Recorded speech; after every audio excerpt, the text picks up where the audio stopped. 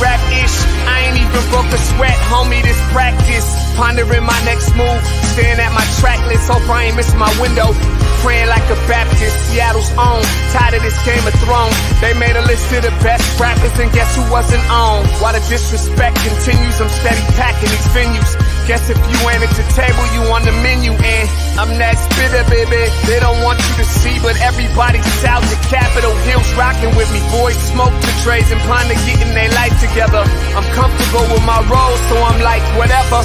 I ain't got a job, but I work hard. And you don't work hard, but you got a job. The irony is I'm judged while you feel the applause. I'm slept on, that's why I had to set this alarm. My dudes is armed, I'm armed with this arm charm. Body banging like she got that cream from Barry Bonds. Yeah. I did it for the city, I did it for the love, I did it for the people, I did it for us. That Dre season is here, a real hitter with a mic, I'm everything that they fear. With that hood ain't the same, I was all on their ass, I'm level-headed. So yo, my dudes love when I spaz, and I'm so over Seattle's passive-aggressive attitude. They don't call you back, what they really saying is F you. While I'm from the same place, I move at a different pace. I prefer if you just said it to my face, damn, I did it. I did it for the city, I did it for the love, I did it for the people, I did it for us. Average dudes with they average spit, writing average rhymes, knocking average shit. The closer I get, I can feel the people starting to shift. I'm loyal to a fault, and everybody can't come with. Rap's a rich man's game, I'm only playing with change. They bang models and singers, I'm knocking my own flame, I'm different. The crowd, I move with the chosen few. Black thoughts, I could be the front man for the roots. No diamonds and gold, I'm on my sticks and stones. If we can see your panty line, you should have on a thong. My team is strong, through this fire we forged the bond. And they already know what it is when I get on. To the hearse, party like it's December 31st. When I'm on my deathbed, I probably cracking my nurse. You ain't got the bars to compete. I'm a verbal athlete, deflating these boys so they say that I cheat. Damn, I did it. I did it for the city, I did it for the love, I did it for the people, I did it for us.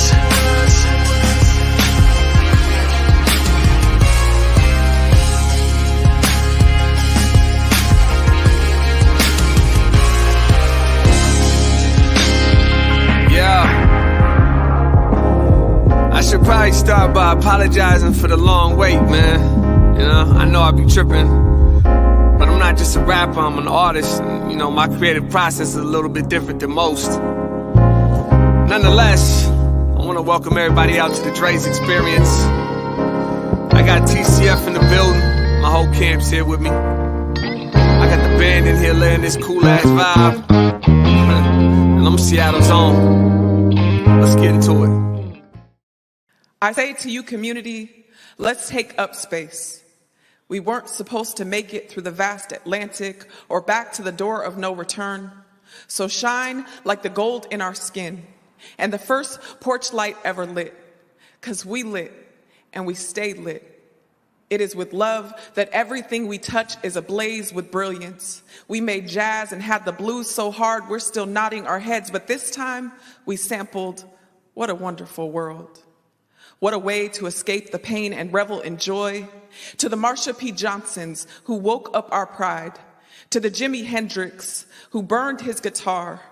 For the tennis playing sisters, for those who didn't make it.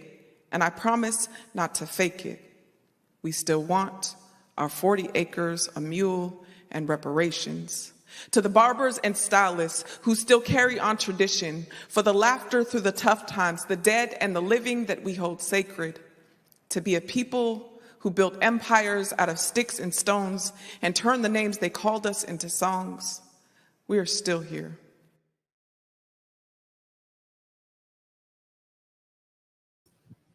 Good morning and grand rising to everybody, extending you a peaceful and joyful Monday morning. Welcome to the Morning Update Show. I'm your co-host, Trey Holiday. And Omari and I are going to get into some things at the top of the show, but just happy to have you guys here. Thank you again for joining us. Got to bring in my guy, Big O. All right. Good morning, Trey Holiday. Happy Martin Luther King Jr. Day, holiday here, national holiday. Man, I remember being a kid when they were trying to change the name. It used to be called Empire Way. It's now Mhm. called Martin Luther King Way, but it used to be called Empire Way Yeah. way back when. Kind of a subdued MLK Day here today. You know, we always come with some kind of plan, and quite often we're impacted by things that occur in community. So I'll get through this run here, and we'll talk about that. Yeah. All right. Good morning, everybody. Want to welcome you to the Morning Update Show and remind you that right now is the perfect time for you to tag and share the stream. Go ahead and tag and share the stream with people you feel would appreciate culturally relevant news and information emanating from right here in the Emerald City. I want to give a big shout out to our partners over at the South Seattle Emerald and KBCS 91.3 over at Bellevue College. I want to remind everybody that you can listen to the Morning Update Show anywhere that you listen to your favorite podcast. We got SoundCloud over there, but you can also check out Google, Spotify, iTunes, anywhere that you listen to your favorite podcast. Just mention Converge or just search Converge Media Network. Also, this is the time where we drop a link in there. This is from Public Health, Seattle, King County. If you need to get vaccinated, if you need a booster shot, if you need a test, or, if you're hesitant and you have questions or concerns, it's a great resource right over there, Public Health, Seattle, King County. And oftentimes, if you need to get vaccinated, man, they can find a way to even come to you. So lots of resources there. And actually, we're going to be having a broader discussion around this rapidly moving COVID and all the different variations that are occurring and how we can best prepare ourselves. And so that'll be coming up in the coming days. So I want to put this overlay up here over here. There's For Culture. That's right, For Culture. Man, it's open until, what's that say, February 2nd? All right. So For Culture has $1,000 from $1,000 to $12,000, man, for artists or people, cultural producers, right? And so there's a PSA we'll play a little later on in the show where T-Dub kind of breaks that down. But I want to remind you, take advantage of that if you're a cultural producer here in King County. It's a great opportunity there from For Culture. Now, man, we got some other stuff here in the show. Actually, we got a great clip. Jake Grav brought. I actually went down to Rocky Mount, North Carolina, and interviewed my dad. It was about something else, but a real interesting story came out about when my dad was in high school, and Martin Luther King Jr. came there to Rocky Mount, North Carolina, and this was in November of 1962. So this was a few months before the March on Washington, and one of the very first iterations of the I Have a Dream speech was right there in Rocky Mount. So we have a great segment with that. And then also something, I thought about this. We've played this quite a few times here, but imagine right here in Seattle, in our hometown airline, we got the only airplane that has Martin Luther King Jr.'s words on the side of an airplane. So we'll play the commitment here in a bit. Well, this is the thing. Every Martin Luther King Jr. Day, we really get to have a specific time to reflect. And it's just interesting because reflection is something we do here on the Morning Update Show all the time. And in my work in community, it's something that is definitely there and present always. And so this is really a great day and a great celebration to recognize the legacy of Martin Luther King Jr. Shout out to the Martin Luther King Jr. Coalition. They have been always dedicated to putting on amazing events. And I wanted to be up there live today, but we have some other things we really need to talk about. And I want to just say shout out to everybody who is behind the scenes helping to keep that legacy right here in Seattle alive of the Martin Luther King Jr. rally and march. There was virtual workshops all last week. They had their youth day yesterday, a youth event. So really they're doing it, every year, always showing up for this day in particular, and it has such significance here for us. Yeah, no, for sure. Right up there, James A. Garfield High School, our high school right now. So the rally is getting underway, and March be happening after that. You might tell often the tone in our voice here, kind of impacted directly and indirectly, and some everything else. Well, we got a slide here. There was a shooting last night. I'll put this up. This was. You keep that up there for a second, Salman. This is 24th and Union. It says the tale of 24 hours. One day ago, at this hour, I was in 24th and Union in the Central District catching up with old friends. 24 hours later, I'm right back here watching the aftermath of another shooting. When will it end? Peace in the streets. And yeah, I'll let you talk about it more. Well, this is for me, it's beyond unfortunate. We've been talking about this rise in gun violence. We've been talking about how it impacts us as two people here who are in media, but also more largely our community. And one thing about this building, and we've talked about Liberty Bank building extensively here on the Morning Update show, but one thing about this building is that, there was a lot of intentionality in building the space, in creating a space for Black residents who have been displaced from the Central District to return, a direct marketing campaign that went into targeted marketing for those families that have been impacted by gentrification, bringing people back and being successful in that effort. And so for me, this is beyond unfortunate, because to have a shooting occur up there, to have, someone lose their life, we never want that. We never want that. And I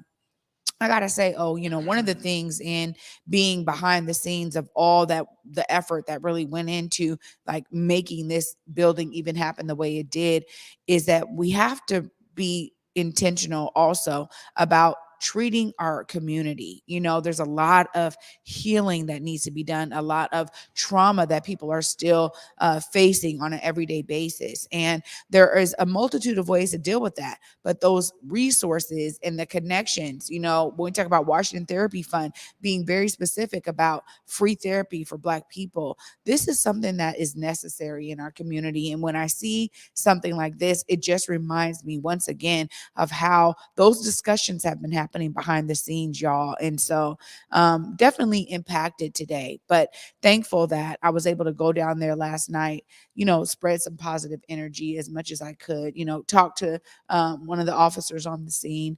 And he was just saying, look, this is going to be a lot for us to comb through.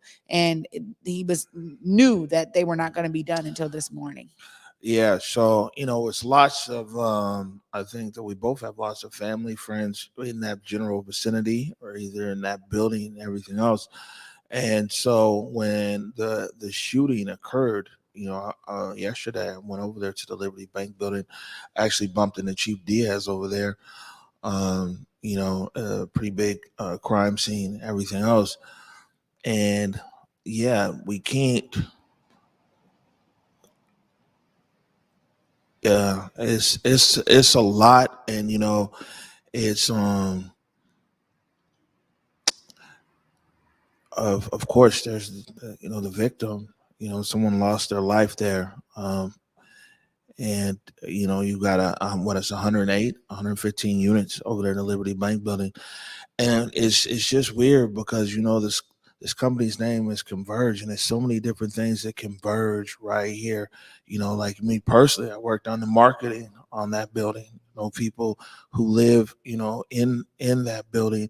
Just the story of it, and seeing there yesterday, and seeing people there in shock and trauma. I mean, this is where someone lives, and I hope that guys were able to get some kind of resources over there for people, impacted in that space. Yeah, that's what's important now. And, I know there's a lot of, again, energy and effort coming from a multitude of people who care so much, not just about the building, because it's so much more than that. And I really want people to understand that when we talk about, being intentional to rebuild community, to uplift the legacy of Black brilliance in the Central District, to, pay homage to so many who grew up in the Central District and now come through the area and don't recognize it as their home, don't recognize it as their original neighborhood of their childhood. And there's a lot that needs to be done in terms of making it feel that vibe again, bringing that culture alive and thriving there. And we've done so much work to highlight all the positives. We have Communion, one of the top 12 restaurants in the world, right there in the Liberty Bank building. We have Earl's Cuts and Styles, over 30 years of a legacy of barbershop and community space and culture. Such always been a safe space, as barbershops are oftentimes, right there in the Liberty Bank building. And now there is a thriving Black business kind of happening along the corridor of Union. And so there's a lot of positives coming to the area. So I don't want this to sound like, it's a shooting and it's always something negative. No, but the legacy that we're talking about here is very important. The fact that it's even named the Liberty Bank building is paying homage to the legacy of the first Black-owned bank in the West Coast. The ideas of all the intentionality that's been there. I'm really hoping later on in the week we can talk to, maybe a representative from Africatown Community Land Trust, who I know has been very integral in that space in creating community there. Shout out to Elijah Lewis, who has been there every week, building relationships with the residents and in doing it outside of like, hey, this is important to us as a community. And so there's ways that we can step up and care. There's been homicide healing circles and healing circles in general, healing circles for men in this space. And so I know there's a lot of positives that are going into this space to build community, because as my brother White King always says, man, buildings don't build community, people do. And this is the time for all of us to realize that we have opportunities to be a part of that larger community. Yeah. And I mean, we need to keep something in perspective here as well, is that the Liberty Bank building didn't kill anybody. Right. You know what I'm saying?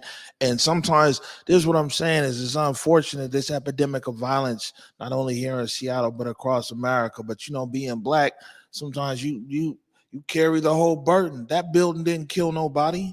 You know what I'm saying? And everything that it stands for is still there and present and vibrant and everything else. This is a tragedy. This is horrible what occurred there. But let's be clear, amazing people that live there and work there and everything else. And unfortunately, these acts of violence can literally happen anywhere, and they do.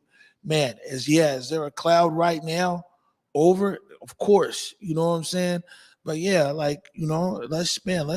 that building didn't do anything to anybody except give affordable housing to over 100 and some odd units there, and below market rate business space and everything else, and become an anchor, of that epicenter there, 23rd Union, epicenter of culture, in the city of Seattle. So, we ain't throwing a building away at all. Absolutely. And I love that you uplift that, because it's so true. And I think that there's, we know this and we've seen it before where, people that are not connected, or people, certain stuff starts to kind of drum up. But ultimately, the idea is that what you just talked about, that legacy and that beautiful brilliance is there. It is present. And just know that, for me, I'm sending my love to the family as always. We never want people to lose their lives in an act of violence. And we know that it is something that we're having to deal with.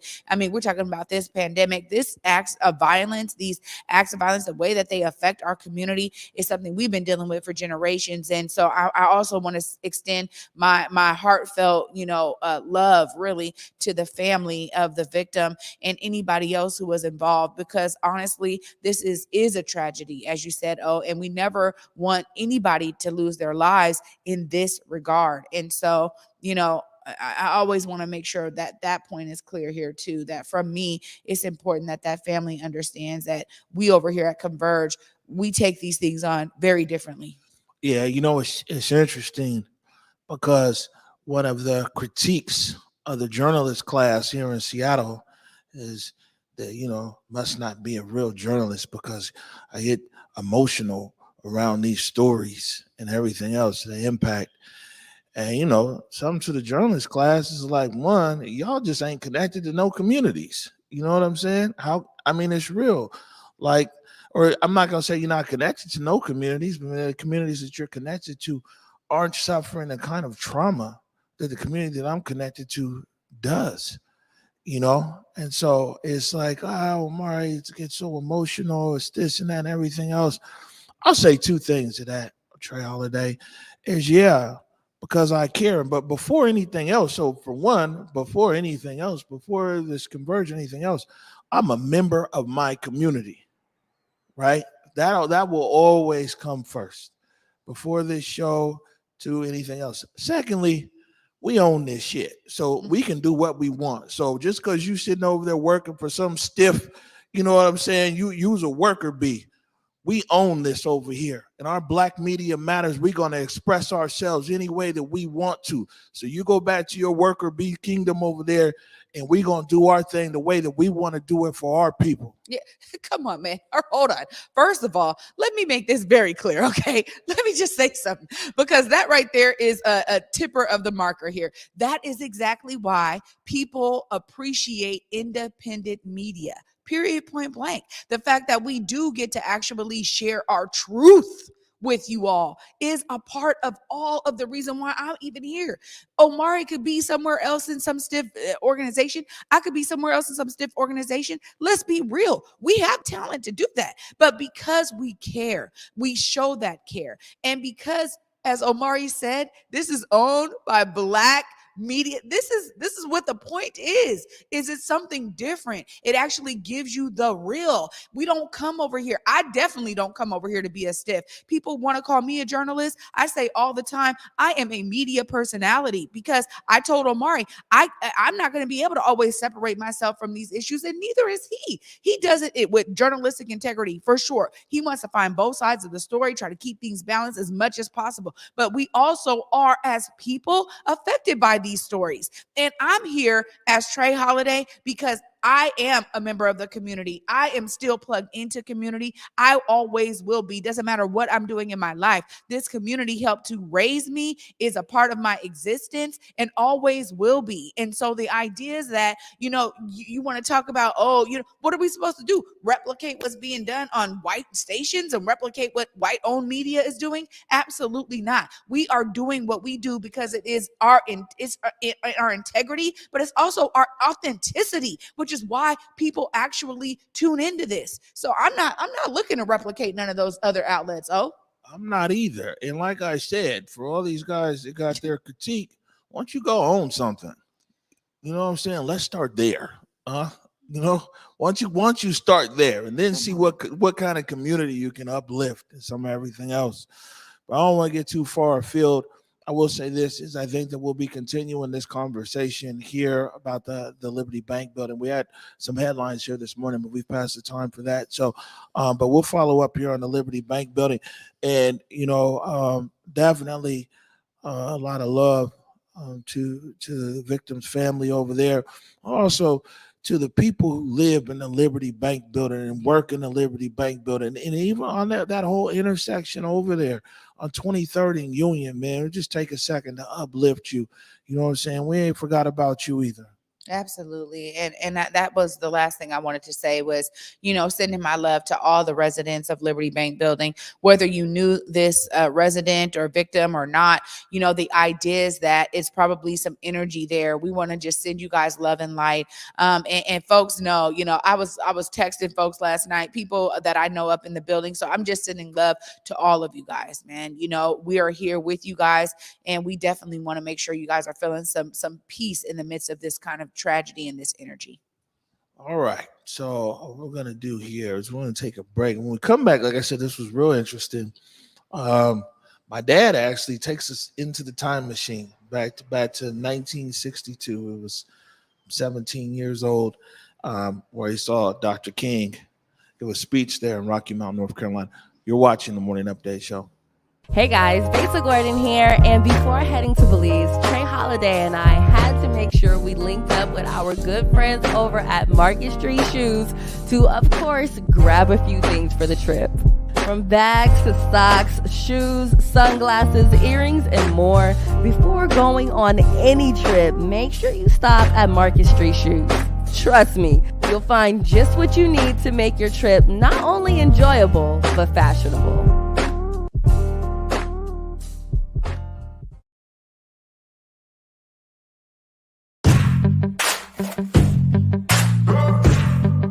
Hey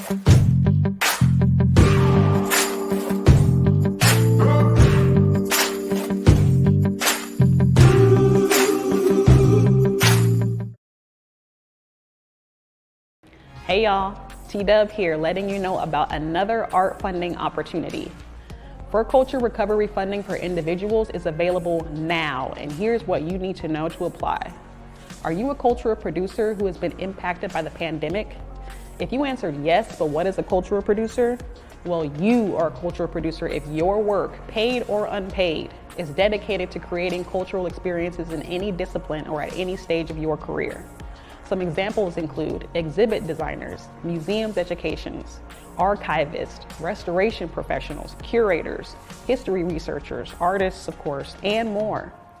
In understanding that grant language can sometimes feel exclusive to specific people, using terms like cultural producer is one of the ways For Culture seeks to broaden its scope of applicants. In other words, this funding is for you. And look, the application fatigue is real. I get it, they get it. But the For Culture staff is here to walk you through it. They have grants from $1,000 to $12,000, so please don't miss out. The deadline to apply is Wednesday, February 2nd. Head to forculture.org/recovery to get information on virtual group workshops, application support, language translation, and more.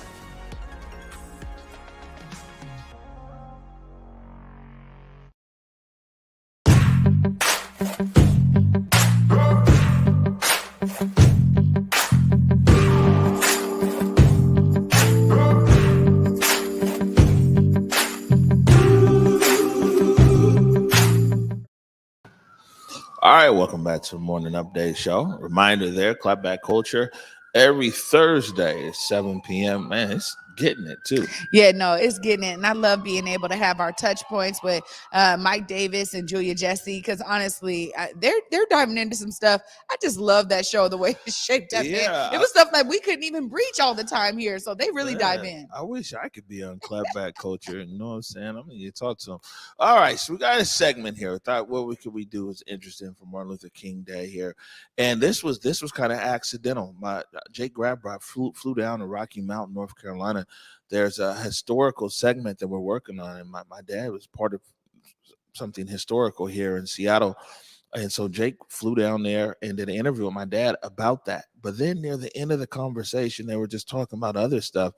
And then my dad talked about Martin Luther King Jr. came there, Rocky Mount. He was 17 years old and did a very early iteration of the I Have a Dream speech. So this was shot by Jake Grabrot, edited by Brady McAtee. It is a great pleasure to be in this section of the state of North Carolina. I've been in this state many, many times.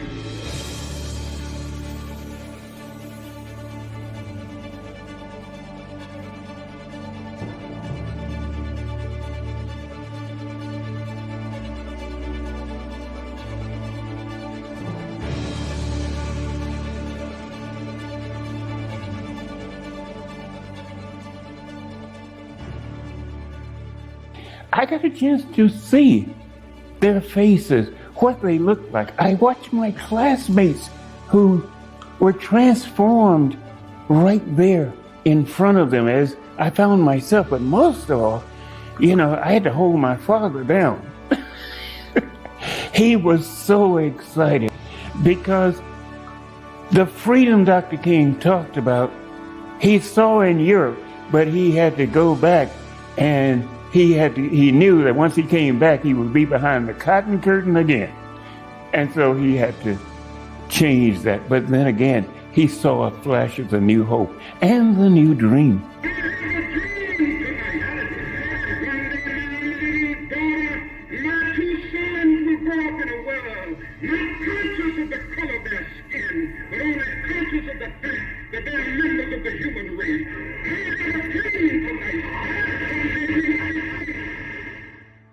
After seeing Dr. King, and when he said, if it is your fate to be a street sweeper, be the best street sweeper the world has ever seen, that all of heaven would stand up and say, look at that street sweeper there.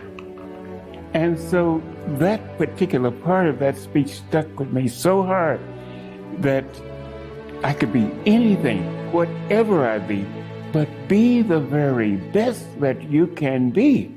And we stayed up, we got home, we stayed up all night long until sun rose the next morning, talking about Dr. King's speech and what he had to say. But I'm sure we were not the only house that stayed up all night, because so many people were moved by what Dr. King had to say in that speech. So many people were just ready. You know, it's kind of like going to a good church Sunday meeting, and all of a sudden, even the deacons start to stand up and they go and praise the Lord and hallelujah. Well, they were doing that too in their thinking. I saw my pastor, Reverend Bentley. I saw the changes on his face. Reverend Custer and his face as well. They were two major persons who were leading the civil rights movement here, and Reverend Betty Bynum and so forth as they moved on. And to think that Dr. King came to the high school in the back of an ambulance because there were folks out ready to shoot him, to kill him before he walked into that building. How long do we have to struggle in order to get those rights which are basic, God-given rights, endowed in the Constitution of this nation? And I can only say to you tonight, not long. We got home, we stayed up all night long until sun rose the next morning, talking about Dr. King's speech and what he had to say. But I'm sure we were not the only house that stayed up all night, because so many people were moved by what Dr. King had to say in that speech. So many people were just ready. You know, as my father kept jumping up, I have seen the Black Moses, all the way home. I have seen the Black Moses. He comes in the house, and my mother and my youngest sister, Georgia, are still there, and Daddy comes and he's walking through the house. I have seen the Black Moses. If more people saw what had happened there, not just the Black community, but the whole community. Not everybody in the community are haters. Not everybody in the community was wishing for segregation.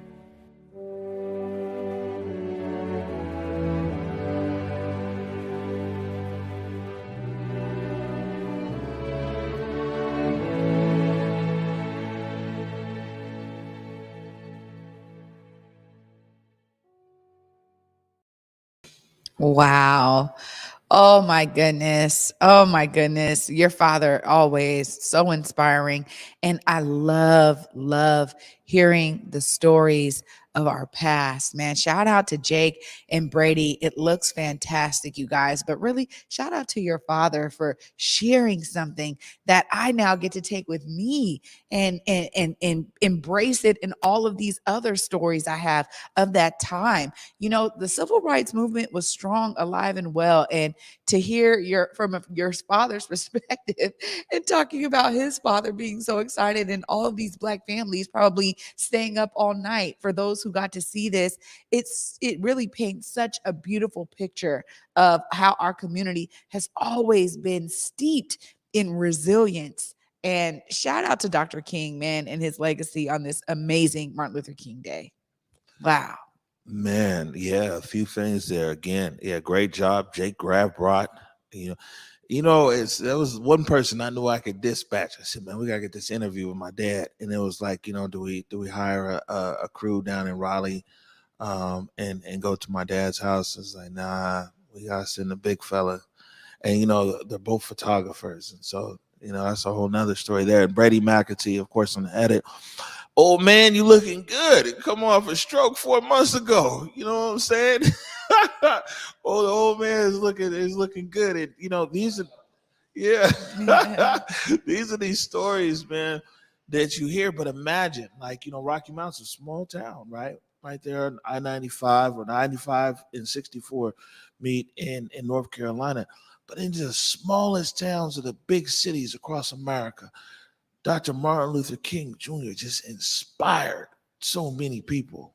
Yeah, I mean, this is what we're talking about here when we talk about how the leaders of the past, I mean, your father right there just said everybody in the community isn't a leader, but when you're doing what it is you do and you're being the best at it, that's what he was able to take away from that. And I love that. Even now, I fast forward to today where I'm always saying, man, see yourself as part of the solution, be a part of it. Doesn't mean you're leading something, but it takes the energy of so many. There were so many people surrounding Dr. Martin Luther King at the time that allowed for him to actually have the platforms he did to be able to give a speech like that in Rocky Mountain, North Carolina, and inspire people like that. So there's so many different roles within all of this. And right now, we still need people in that regard to inspire people, because look at where we are today. There's a lot going on in our world. Aside from the pandemic, there was already things that people have been working on. So the idea is that we can continue to uplift a legacy like Dr. King's right here in Martin Luther King Jr. County. Like, come on, man. It's always an honor. And your father's perspective right there just did something for my soul today. I just appreciate that so much. Yeah, he my dad, the thing is, my dad it's just real. It's like, if you think that I'm a good storyteller, you talk to my dad. If you think I'm a good writer, read my dad's writing. You think I'm a good photographer, read this guy. You know what I'm saying? I'm in a constant pursuit in the best way to try to reach the level of excellence, this high bar that I'm thankful that my father set for me. He's just fantastic at all these things. And you sit there, and man, sometimes the time goes so fast down there in Rocky Mountain because I just sit and listen. You ever want to see me just shut up and be quiet? See me be there sitting there just listening. Or my dad drive me around Nash County, and we go this and there and everything else. Or I go see my auntie Georgia, who I know is watching right now. So, it's what I think what you said is important about inspiration, and being inspired, and that's something that's important now more than ever. And you see, when you talk about the legacy of Dr. King, some of these very same issues, voting rights, you know what I'm saying? Some of these very same issues, and it gets tiresome and it wears you down and everything else. But, so Julia Jesse was out early today over in Washington, D.C. and marched over the Frederick Douglass Bridge over there, bring awareness around voting rights. Yeah, this is, something so true and really stark and telling of the photos that come out of the civil rights era. They were talking about voting rights. They were talking about police brutality then. The idea is that so many of these issues have persisted over 50 years is beyond, right? And here we are in 2022, and we still have an opportunity to do something different. This is why I talk so much about the bold changes that need to be made, because you say it all the time. Seattle is an example of a city that's been led by Democrats or progressives or whatever for generations, and yet we keep seeing Black community in a decline. And so that says a lot about what is going on now, and all the things that Dr. King was speaking against back then and speaking toward. We're still dealing with those things now, man. Yeah, and I think that people pick and choose around Dr. King and a lot of what he was talking about. I mean, of course, I Have a Dream was very massive, deep, impactful, heartfelt. But Dr. King also talked about economic empowerment, man. Yeah. You know what I'm saying? and access to opportunity and some everything else. And a lot of times those are glossed over, and people, say, hey, I have a dream. And that dream, like I said, it's dope. But people very rarely talk about the other things that was important to Dr. King. Yeah. And even if we think about the ending, toward the end there, his speeches really took a bit of a turn, as he was like, hey, we've been doing it in this way. And the biggest quote for me from Dr. King always is, I feel as though I've led my people into a burning bush. That is something that sticks with me all the time, because I see the effects of that burning bush now to this day. it'd just be interesting to have this show. Is we talk about segregation in America, and then you talk about integration, and some stuff hindsight is 2020. And when you talk about a city of Montgomery, Alabama, where you had the Montgomery bus boycott, well, during that bus boycott, black bus companies sprung up. Yeah. You know what I'm saying? It was black business and commerce operating. But in the race to be equal with white people, so then they integrated the bus. Black business around transport died, and there's never really been a major investment in bus transportation in Montgomery. My grandma Alice, rest in peace, lived there in Montgomery, and of course Isis, my brother Toon, my niece Toon's daughter, went to Tuskegee, just down the road. I've been to Montgomery a few times. When we look at baseball, right? Baseball is something that was a big ecosystem in economy with black people, black owned, black stadiums, black teams, black bus companies, black concessionaires, black ticket takers, everything else. But wanting to find this place of equality, that wiped out a whole economic driver, and not only that, tradition and culture and everything else. And so it's real interesting, the conversations that people are having right now. Is it like, what did black people actually give up to be considered, equal? Yeah. I mean, and this is why I really appreciate elders sharing their lives and their stories, as your father just did in that piece there. Speaking to elders here in the community, I've heard a multitude of perspectives around this time in particular. There was people that worked on, integration, that then when they look now in their age-old years, 80 plus years old, they're like, wait a minute, I helped this happen, but I also realized the things that, we killed in the process, which was so much progress that was already happening in Black communities across America. And the ideas that, yes, we have this, what we call a mixed salad right now, right? Some folks used to call it a melting pot, and that kind of merged into this it's like a mixed salad bowl. Everybody's bringing their own, interesting ingredients and specific ingredients.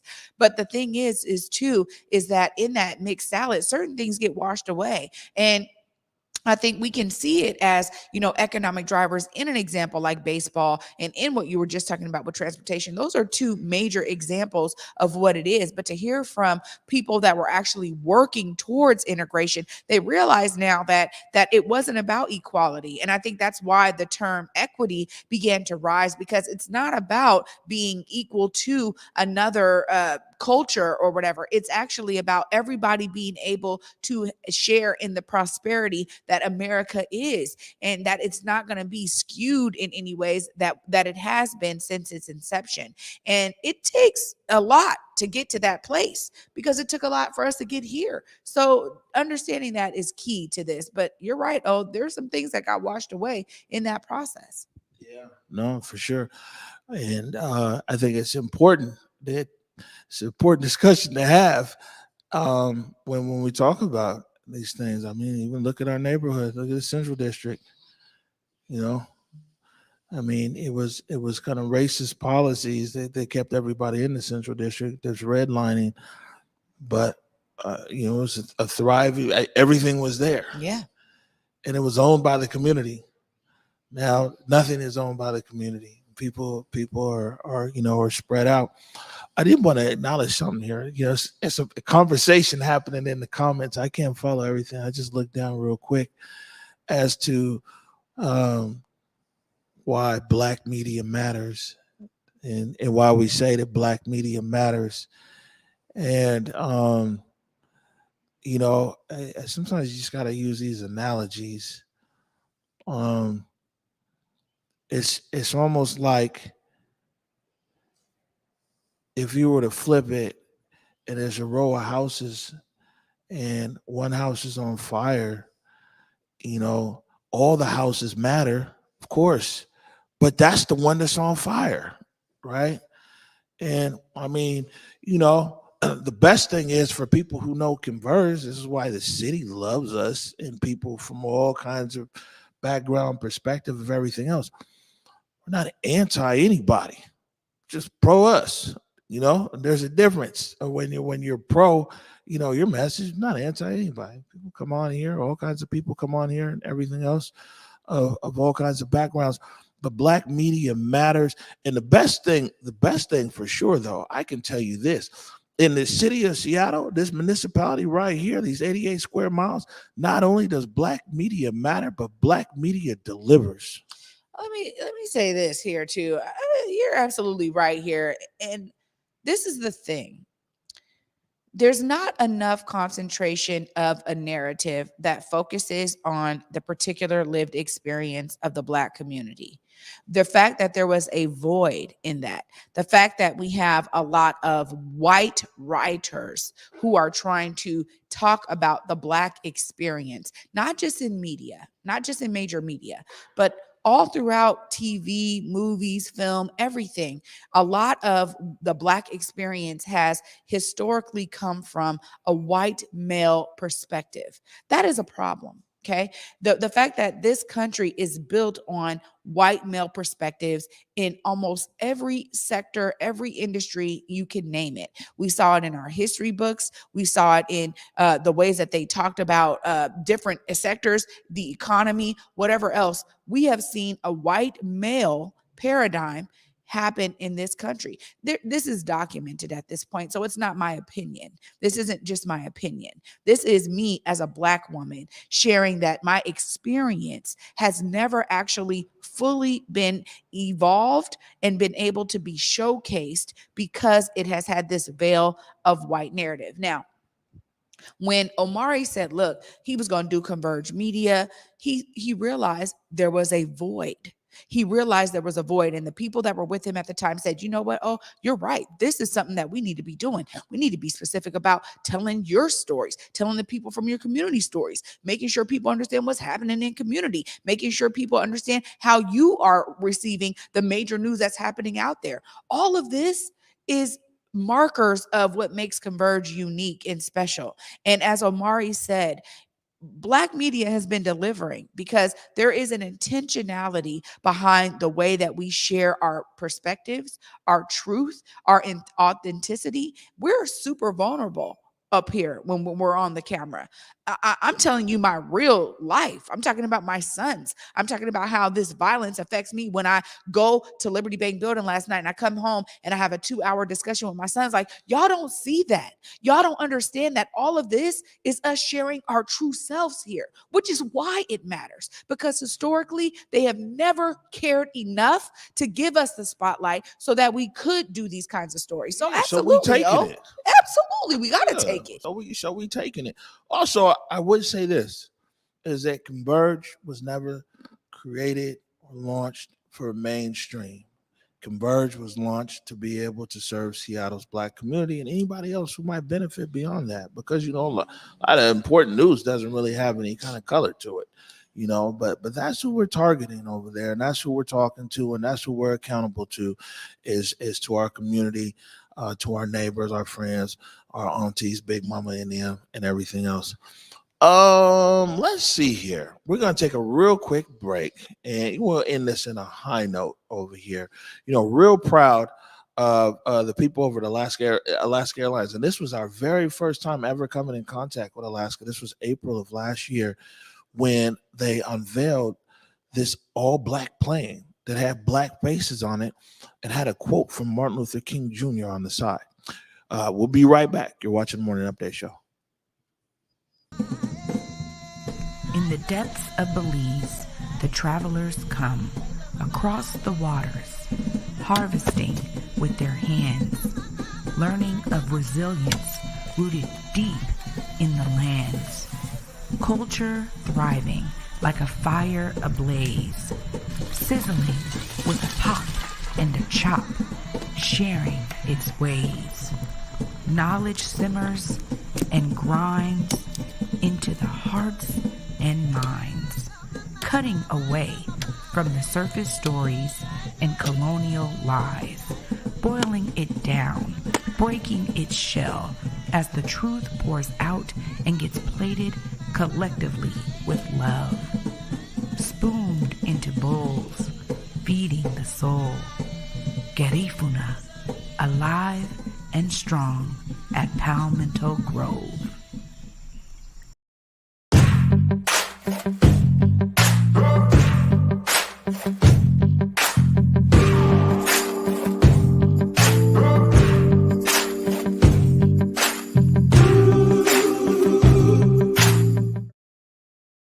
We invite you to be our guest at Disney's Beauty and the Beast. It's a tale as old as time in a brand new production by the Fifth Avenue Theater. Return to the magic of live theater with one of the most enchanting musicals of all time. Disney's Beauty and the Beast at the Fifth, January 12th to February 6th. Tickets at fifthavenue.org. Yeah, welcome back to the Morning Update Show. And I'm excited for you, Trey, because Wednesday, Portia Shaw, she plays Belle in Disney's Beauty and the Beast, is playing Fifth Avenue Theater. Yeah. She's going to be right here in the studio with you. You know what? I am so looking forward to this. Honestly, it will be a real treat for me. These interviews with the actors and performers for these live shows is really, I'm telling you, I'm a huge fan, right, of live theater. So I'm so excited. It's also really, historical for them because it's like a main character, Belle, is a woman who's not white. I mean, that's huge, a Black woman. So really, I'm excited. Yeah, Belle gonna be in the building. Yeah, come on. This Wednesday on the Morning Update Show. All right, so the name of this segment here is The Commitment, which is also wild because that's the number one word we use around here is you got a commitment. Where's your commitment? Commitment. And just to set this up quickly, I want to play it for you before we run out of time. Alaska Airlines, their PR agency had hit me. And they were like, hey, Alaska Airlines is doing something with UNCF, and we want you to come and take a part in it or cover it. It's like, they're trying to get press out there. And I'm like, yeah, I'm good. It sounds like some George Floyd, corporate DEI, something. And I was getting ready to hop off the phone, and the woman said, that's unfortunate you won't make it because Alaska Airlines have been partners with the UNCF for 15 years. And I was like, oh, word? And so me and Jay Grabrot, we went out there, and what we saw, and so we're just thinking we're going to do something short for the Morning Update Show, but what we saw was so dope that I was like, called Gary Washington, our editor up in Bellingham. I was like, yo, Gary, man, we got this footage here that's playing. We got to put something together. And, we're playing this today because this very well might be the only commercial airplane in the world that has words of Martin Luther King Jr. painted on the side, and it's from right here, our hometown airline, Alaska Airlines.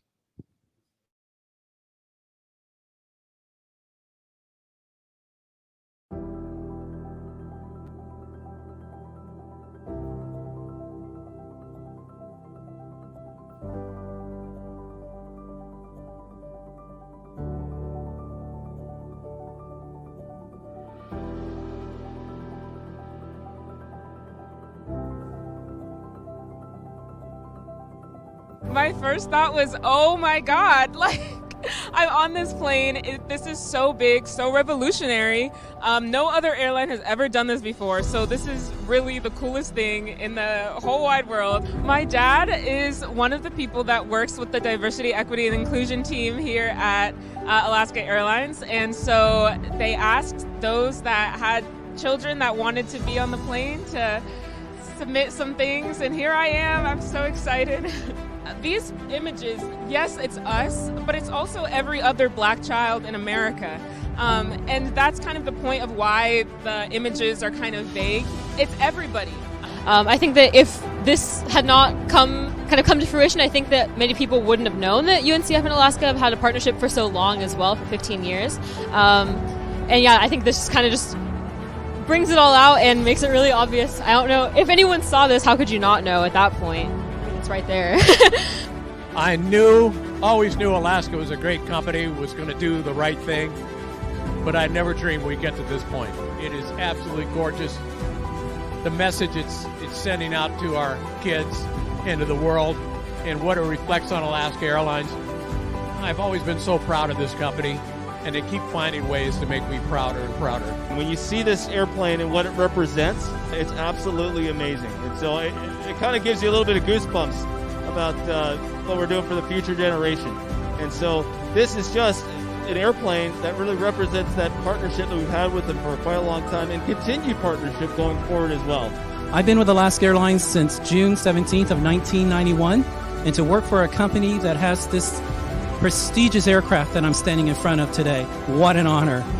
I can proudly say today, I'm very much proud to be an Alaska Airlines flight attendant.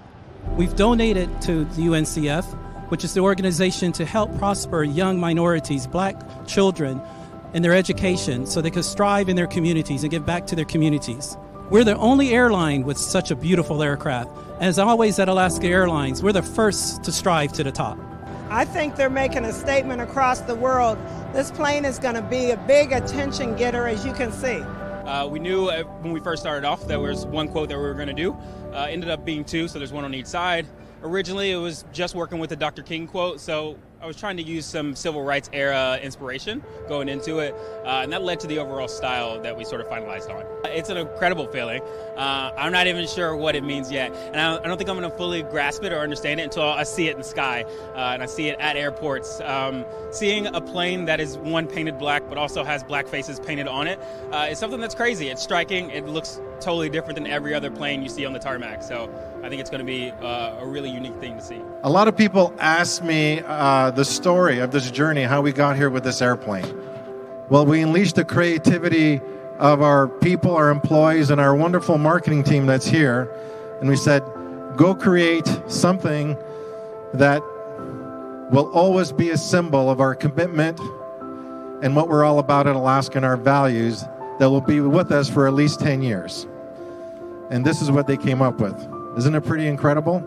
We want to increase the sense of belonging at Alaska Airlines. We want to increase representation. And we also want to be leaders in the community. We are serious about this commitment, and this aircraft is a representation. This, what I call, is a flying billboard of hope. I actually had tears falling from my eyes just from seeing what we have accomplished, where we're headed. Like I said, we're not there yet, but just seeing the commitment that we've made, the public statement, I mean, it is so moving. I can't tell you how big it is to go from 2D to 3D. Oftentimes people are afraid to do what I call rock the boat. There's one foot in and there's one foot out, but they don't want to put both feet in. They say, we want to do this, we don't know how, or we want to do this, but this is not a but. This is, we want to do this, and we did it, and now we're moving forward, and that is so commendable. Yes. Alaska is now leaders in the industry for doing something like this, and it will spark so much change. It will change the narrative, and we will start to see ourselves reflected so much more. That is what HBCUs do. They create opportunity. They give us a chance to shine. They're a place where young people of color and anybody will go and they'll be nurtured and they'll take their next step into our country. And they're better citizens, they're better neighbors, and they are going to change the trajectory of where we're going. This is why we say a mind is a terrible thing to waste. We have 7 million miles that we can give to kids, and we're going to be having 1 million miles a year for 10 years. This plane for me represents hope, and it represents inspiration. And it reminded me of how important representation really is, and how important it is to be able to see yourself in something bigger, and to see people that look like you, and to see yourself being more than maybe what you thought you could be. We hope that all the black children who see this plane can see themselves on it as well, and in that way, it's not just 14 of us on this plane, it's millions. Now, who wants to go on a spin on this beautiful airplane?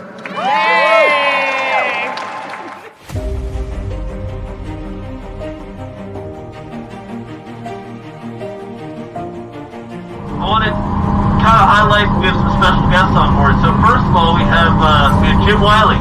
So Jim Wiley, 25 years retired airline captain here at Alaska, but he was the first flight pilot we hired here at Alaska Airlines. So awesome.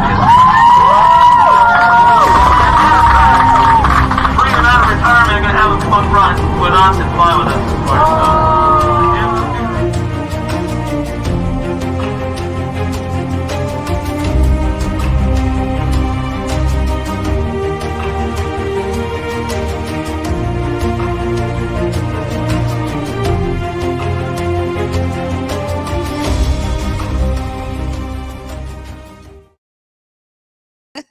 This is beautiful, and this is a shining example of another reason why Black media matters. I feel like I'm so thankful that Alaska Airlines knew to reach out to you, Omari, and to get Converge Media on board with that, because no one else would have been able to share it that way. This is another reason why our perspectives matter. And I gotta say that Dr. King's quote there is so right on time and always will be. You know, the time is always right to do what is right. And we find ourselves in that predicament right now, man. I love that piece. Yeah, no, it's dope. That story is real interesting because that intersection, that convergence right there, it changed a lot. We made that segment right there, and then when we saw it ourselves, it was like, yo, and then the people over in Alaska, you know, it was just a Feel Good Friday segment for us. We would send it over to them like, oh, hey, by the way, this is for our Feel Good Friday. And they came back like, whoa, this is what you guys do. I'm like, yeah, you know what I'm saying? We just, you know, tell our stories in our own kind of way. All right, tomorrow I got a nice motion graphic for this right here. Justin Carter, publisher, CapitolHillSeattle.com. Justin's going to be here.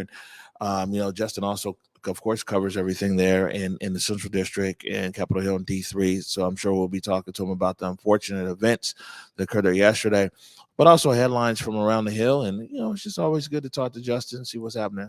Absolutely excited he'll be in with us tomorrow. Always, you know, he comes with it straightforward, man. He's on it, on the nose. Appreciate Justin for being a partner with us in that regard, and always being willing to like, hey, man, I'll come in. He told me, you know, oh, anytime you need a break, you know, he's like, I'll take old seat. Oh, in that case, he can stay for the rest of the week. All right, we're a little over time, but well deserved, man. Important conversation here at the beginning of the show. Any last words before we get out of here, Trey? Oh, for me, you guys, always the same. See yourself as a part of the solution. It's necessary. That, you know, if Dr. King never did that, we wouldn't know who Dr. King was. And so be inspired on this MLK Day for you to find a way to see yourself as a part of the solution. We need it. All right. Good stuff. Good stuff. Man, we're going to get out of here. I think you said you're going to go join the rally and the march. Man, big shout out to our director, Salman Abukwashi. Thank you for making it in here today. Appreciate you.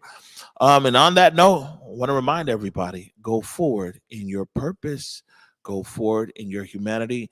Until tomorrow at 11 a.m. Peace.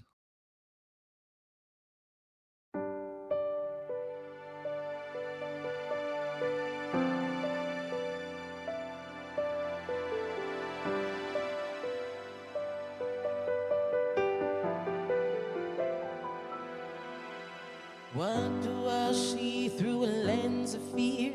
1,000 little steps to go. What do I fear after all these years? Lord knows I don't even know. I've been running on the edge of a sundial, sleeping in the shadow. I've been begging you to see me, then hiding beyond the unreachable. Looking out left on a right-hand turn, just trying to make a deal. Lazy shoes and love is a love that churn. That's the kind of food that heals. I've been searching for the end of an era, waiting to be ready. The world is bigger than a moment. Be steady, that's how you can feel it's real. But I feel naked in my new clothes, 'cause I got used to hiding the holes. This whole world got new tricks and I'm in the thick of it. This I swear I'm already sick of it. At least I found the antidote. Oh.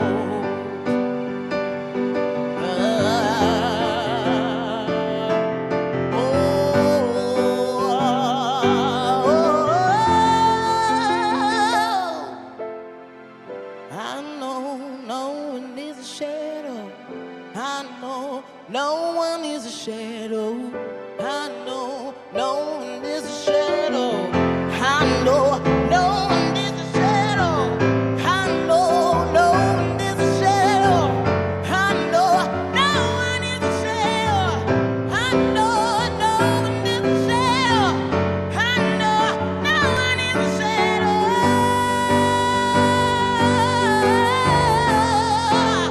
No one is a shadow.